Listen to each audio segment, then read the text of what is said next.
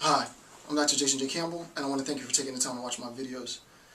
This video marks video 161 of my lecture series on Nietzsche's Will to Power. Again, you guys know I'm using the Walter Kaufman translation. What I want is to announce the official call for video contributions. I'm looking for video contributions specifically from members of the theological, theistic, Christian community to critique Nietzsche in his argument. I don't think it would be fair for me to present a lecture series on Nietzsche and I would just sort of dogmatically say, here's what Nietzsche says, the end of the series. I think in order to be fair, what we need to do, what I need to do, since so much, the entirety really of Book 2, the vast majority of Book 2, has to do with a direct and rather critical critique of the Christian tradition and Christian moral ethic, is to allow believers, Christians, to critique Nietzsche. Now, I'm not going to have a back and forth between Nietzsche and the Christian community. I will allow the Christian community, members of the Christian community, to have the last word in this discussion. But I want a direct challenge to one note in particular in Nietzsche's Will to Power. The note is note 170, note 170. In note 170, Nietzsche outlines 6 different reasons why Christianity in a contemporary account, as far as contemporary within his time, but also applicable today, 6 different reasons why Christianity fails.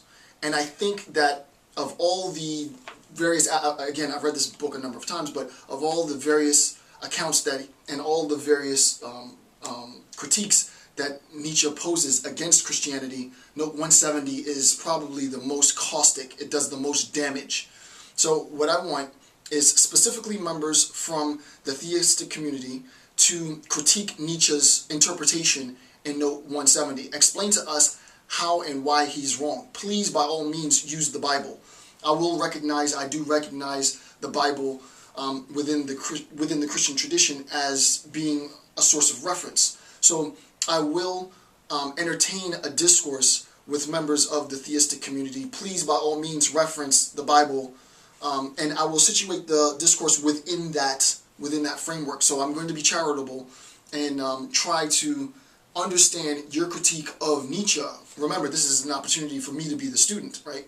I will try to understand your critique of Nietzsche given your religious beliefs, but do make references to, specific Bible passages in critiquing Nietzsche to say this is why he got this account wrong. Unlike my other video series, if no one from the religious community does a critique against Nietzsche's note in note 170, I'm not going to do a critique against Nietzsche's note in note 170. So before, what I usually say is I want you to review these sets of notes. If no one does it, I'll do it. If no one from within the Christian tradition, whether you're in seminary, whether you're a reverend or a priest, whatever your position might be, if no one does a critique of Nietzsche in note 170, I'll just continue on with the lecture. I wanted to make this lecture series fair and balanced by giving an opportunity to believers to challenge Nietzsche, and I'm not going to respond against you. The one little caveat before I end the video is I asked my viewers, who I primarily serve a philosophical audience, which is inherently either agnostic or atheistic in sort of our belief system. I asked that my viewers don't critique, engage in critical discourse with anyone who might do a video response, but don't slam them, right? This idea that it's cool to be an atheist now and it's sort of like fatty and poppy and trendy, rather than having a true understanding of various religious beliefs and the systems of belief. I'm not into any of that, so I would strongly suggest that for people who, I want to create an environment for people who believe in Jesus Christ, since Nietzsche is directly attacking their religious belief, to respond against Nietzsche with a strongly referenced rebuttal. So 2 weeks from the posting of this video will be the allotted time frame, right? So 14 days from the posting of this video will be the allotted time frame to make your video response. Make sure that you make the video response directly to this video. So respond to this video with your video, and you guys have been watching me enough now to know that what I'll do, hopefully if I get a submission or multiple submissions, is I'll sort of chop and splice the videos into one theme, and I want you to critique each of the 6 notes that Nietzsche has in note 170. Here's why Christianity is wrong, number 1. Here's why it's wrong, number 2. Here's why.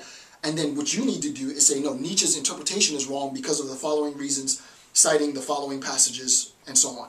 Right? So I think that should be clear. I'm going to title this this video, which will be this video marks video 161. The next video, which will be 162, will be titled "In Defense of Christianity." So I'm going to title video 162 in the Nietzsche lecture series "In Defense of Christianity," and it will be a critique of note 170. So that should be clear. Defend your religious belief by appealing to the Bible, which is fine with me. Again, I'm going to be the student. I want to see how members of the Christian tradition, how they defend against what I think is a brutal assault on Christianity in note 170. So with that, I want to thank you for taking the time to watch my videos. I'm Dr. Jason J. Campbell. Have a good day.